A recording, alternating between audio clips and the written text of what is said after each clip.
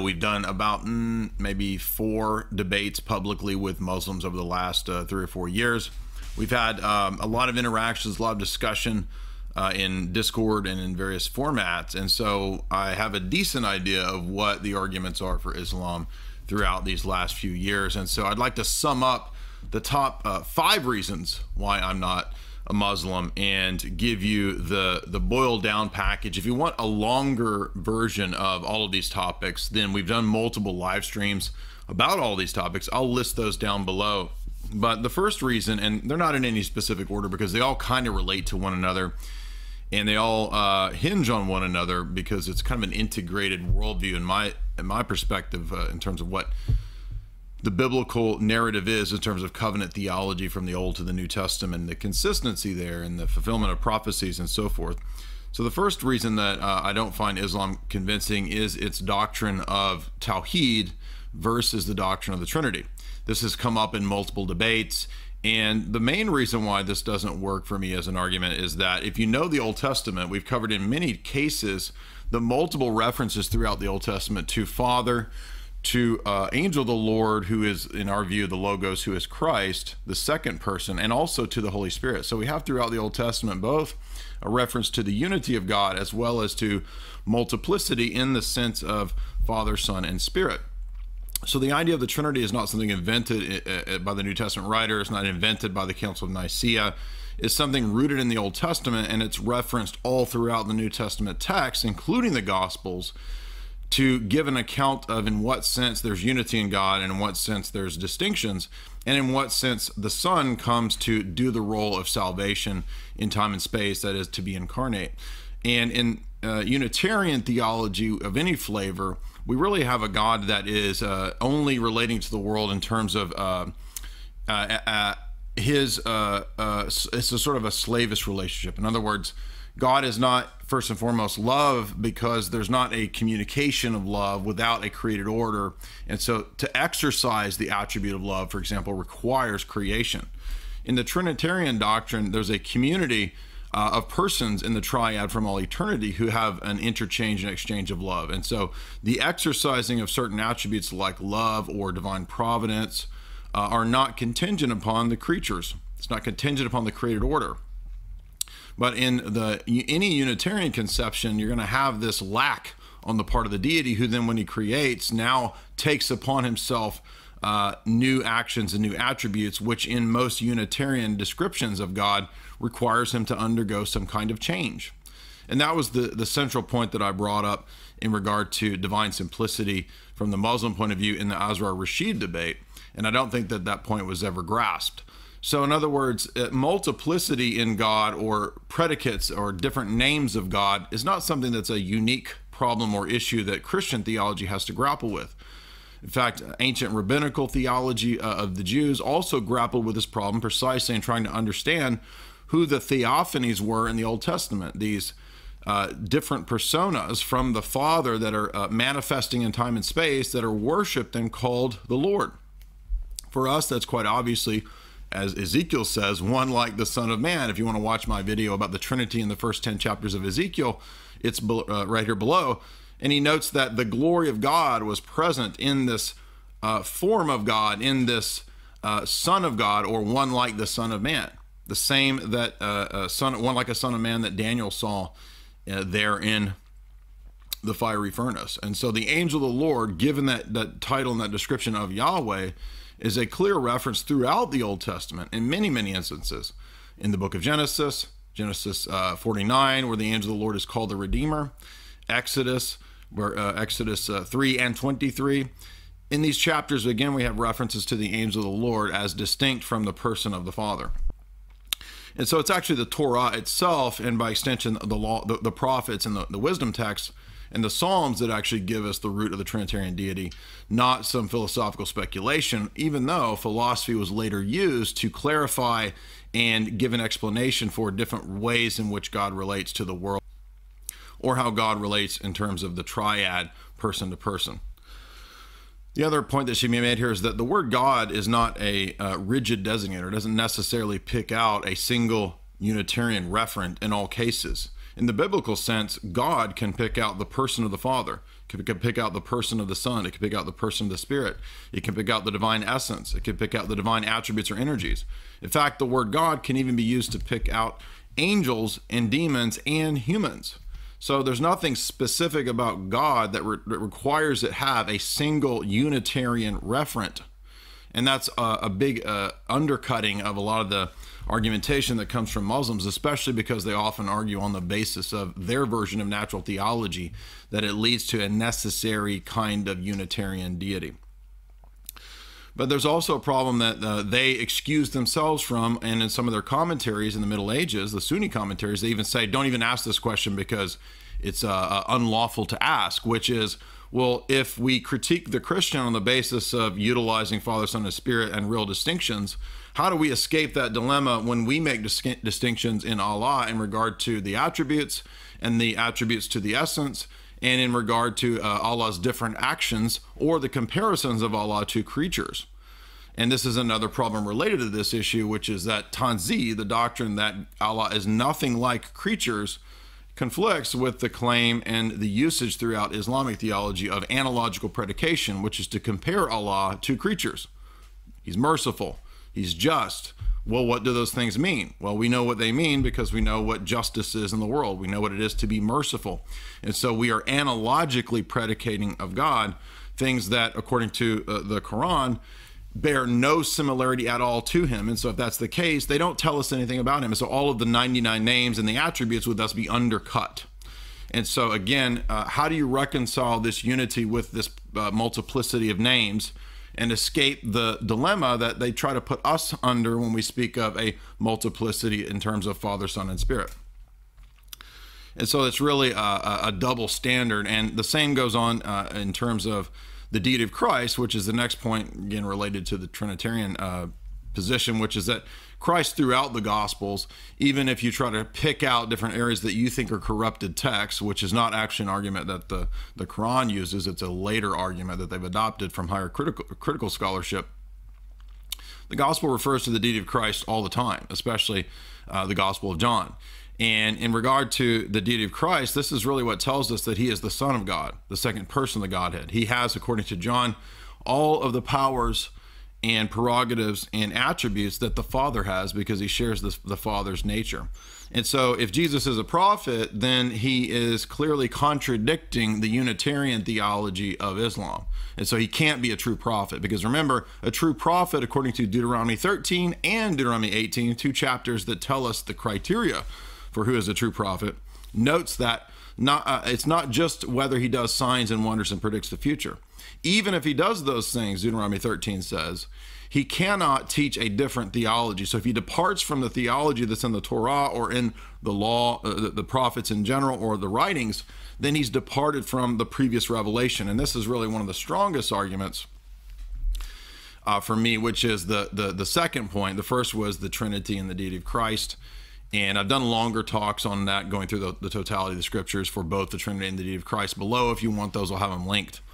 But the next argument would be the issue of the fact that the Torah has a revelation about who the Messiah will be, and it came first, right? It came before the Gospels, and it came before the Quran. And so it states in Deuteronomy 13 and Deuteronomy 18 that any coming prophet has to be in continuity with the previous revelation. Now, the previous revelation, when we speak of the Torah, the first 5 books of Moses, it includes extensive chapters that deal with the temple, the liturgical worship, the altar, the sacrifice, the priesthood, and all of this imagery, iconography that goes into the temple. And this is really gone and completely forgotten and basically given no significance or credence in Islam. And yet in significant chunks, entire books of Leviticus, entire books almost like Numbers, or even gigantic portions of Exodus deal with this liturgical practice of worship, temple worship, iconography, and all of that. And we are told that that is given by God. In fact, the Quran itself says twice that the Torah was given by God. Now, the Torah includes all of these statements that this liturgical worship, in fact, to be clear, it's in Surah 3:1, and it's in Surah 10:35, that the gospel and the Torah and the prophets are given by God.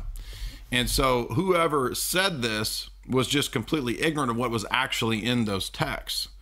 And so what's actually in those texts is that you have to have an eternal priesthood, an eternal sacrifice, eternal liturgical worship, which is what Exodus says Moses received from heaven, the types of the things in heaven Moses put into practice on earth.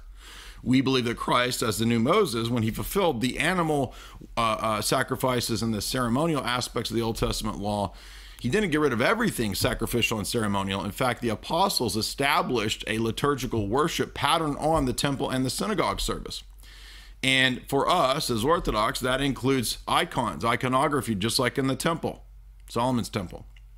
That includes a sacrifice of the Eucharist, the bread and wine of Melchizedek, which Jesus is portraying himself as the new Melchizedek, the fulfillment of the Melchizedekian order of offering bread and wine. We have the incense, we have the imagery, we have the altar of sacrifice, according to Hebrews 13, which is the Eucharistic service. And so if you don't have those elements, then you don't have continuity with the worship of the law. And Islam does not have any of that. That alone shows that they don't have the continuity with the Old Testament. And that's really the clincher for which is the true religion in this regard. Who truly follows the prophets? Well, I know how Jesus worshiped. He went to a liturgical worship. I know how Isaiah and the prophets worshiped. David, they went to the temple and practiced liturgical worship. David wrote dozens of liturgical psalms that relate to the temple and the Ark of the Covenant and all of this iconographic imagery and ordered antiphonal singing and priesthood and liturgy and sacrifice. None of that is anywhere in Islam. That alone shows that it's not in continuity with what came before, even though the Quran says that it's in continuity with what came before. It's the religion of the prophets. It's not, because all the prophets went to the liturgical worship service of the temple. And the only response that Islam has to this is that they arbitrarily suddenly say, oh, all of that was corrupted and misused and invented and added to the text. But your text says that the law was not corrupted. And it wouldn't do you any good if you were able to establish that, because that would mean that gigantic portions of what you said came before are all corrupted. So now you don't have a standard to know what aspects were true in terms of what came before and what aspects are false if you're already canceling out, 30, 40, 50, 60% of the law and the prophets as invalid and corrupted. And you'll notice that when you argue with Muslims about the deity of Christ or the Trinity or the continuity of the Old Testament, they really just don't have any consistent application of this. They arbitrarily say anytime there's a text that's a problem, that is corrupted. In other words, it's arbitrary. So if your position is arbitrary and it's a double standard because you can't use those arguments on them, that is an extremely weak, indefensible position. So continuity is the next key point, the deity of Christ, the Trinity. And then I want to talk about the weird ethics of Islam. Islam has the position, as I understand it, that Allah can deceive you. Well, if Allah can deceive you, then I'm not in any position as a Muslim to know or have certitude about the Quran or Islam or anything like this, because it's entirely possible that Allah is deceiving me, even though I think that I am engaging in, proper worship and so forth.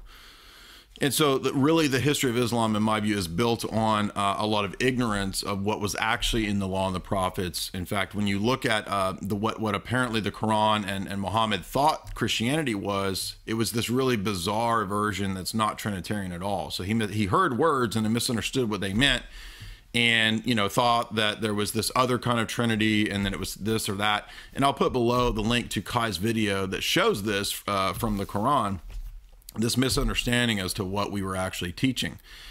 And so that helped to foster, I think, a lot of the confusion. And again, in most of the discussions and debates I've had, probably 99% of the Muslims have no familiarity with what's actually in the Torah and the prophets. And that's a big, roadblock here, because the Torah and the prophets came first, and we have texts that are way older than the Quran. And so they lay down the law as to what is the rule of continuity, not something that came thousands of years later. And so then the question is, well, does the gospel, is the message of the apostles in Christ in continuity with what's in the Torah and the prophets? And I think absolutely. And we've done many live streams demonstrating that. So I would also point out the iconoclasm. I mean, God in the biblical presentation creates a beautiful world. He's described as the beautiful one.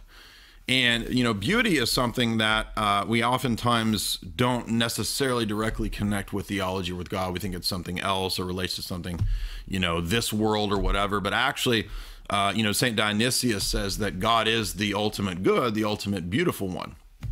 And that's also in Scripture. And so the point here is that, you know, the beauty of orthodoxy in terms of the aesthetics, in terms of the draw of the imagery and the artwork, while I'm not saying that having images and pretty pictures or something itself proves it, at the same time, we would expect the God of the Old Testament, who does expect his worship to be full of imagery, full of icons, and to be beautiful. In fact, the Holy Spirit, it says, guided people in the Old Testament to beautify the temple in an extraordinary way, with gold and with embroidery and with images of angels and Eden and all of these things that are clearly not iconoclastic.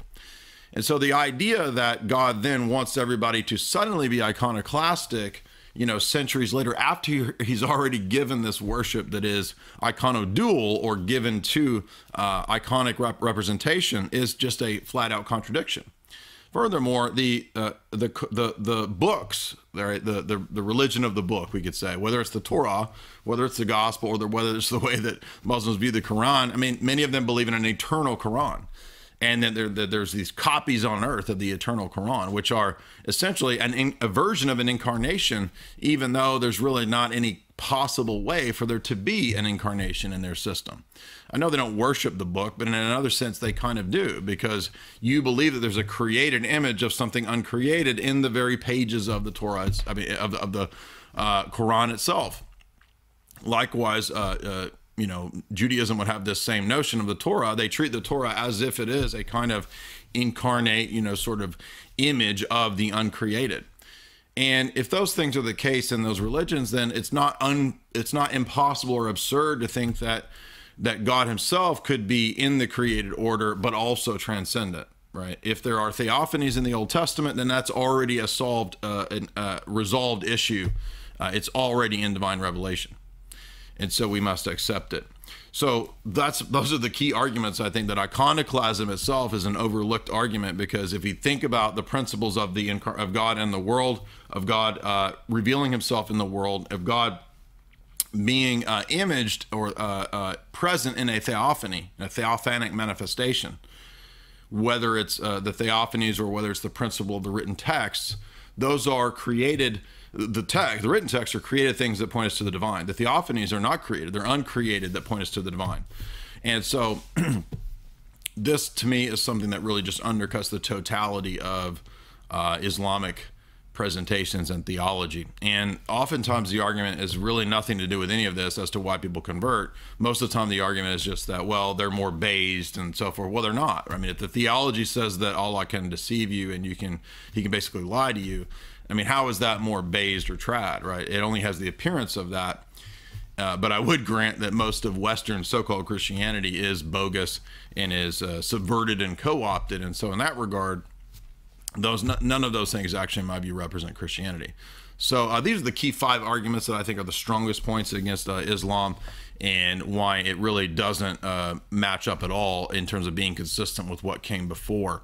And really the only people who could be convinced of that are people that are really ignorant of the Old Testament and the prophets and even the Gospels by extension. If you would hit like and share, I want to add too that we have a show sponsor, and you should definitely get those products at shock.com. You can also buy my books at my website at Jay's Analysis in the shop.